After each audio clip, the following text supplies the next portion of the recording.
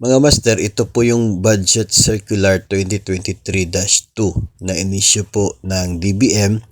Related ito sa Administrative Order number 12 na issued ni Pangulong Marcos noong December 7, 2023 or intended para sa release ng SRI noong taong 2023. Marami kasi yung mga nagtatanong if may SRI ba or Service Recognition Incentive ngayong taong 2024. Ang lagi po nating sinasagot ay hindi pa sigurado kasi wala pa pong legal basis ang SRI 2024. Binalikan natin yung basihan, legalidad ng SRI 2023. Dito po, AO12 at Budget Circular 2023-2. Malinaw po dito na exclusive para sa fiscal year 2023 ang SRI noong nagdaang taon.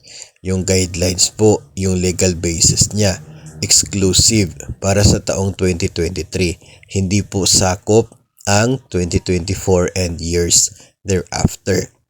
Ibig sabihin yan ay maghihintay tayo ng bagong legal basis para sa anuman pong SRI na matatanggap o tatanggapin natin.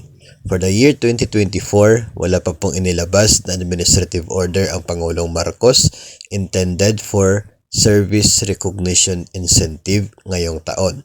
So it means wala pang legal basis for SRI.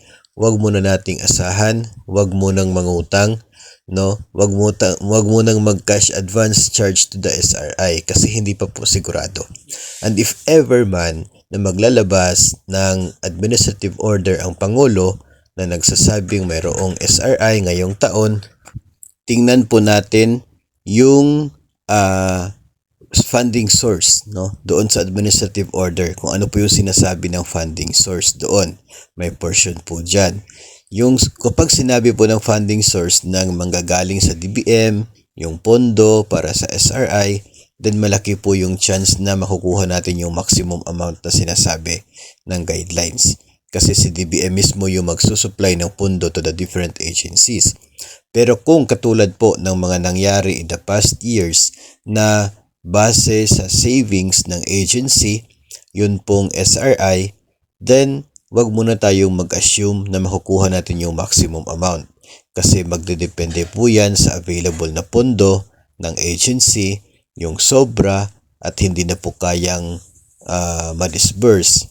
Yun po ang paghati-hatian ng lahat ng mga qualified eligible personnel. So kung magkano lamang po yung aabutin, yun lamang din po ang matatanggap na SRI. So yun po ang kahalagahan ng funding source na bahagi ng administrative order for the release of SRI.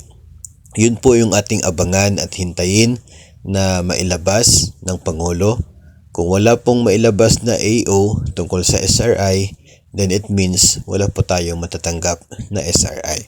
So, ang punto natin dito, wag munang isali sa budget, wag munang asahan na 100% na matatanggap, wag munang iutang or i-cash advance para hindi po tayo mamumroblema in the future.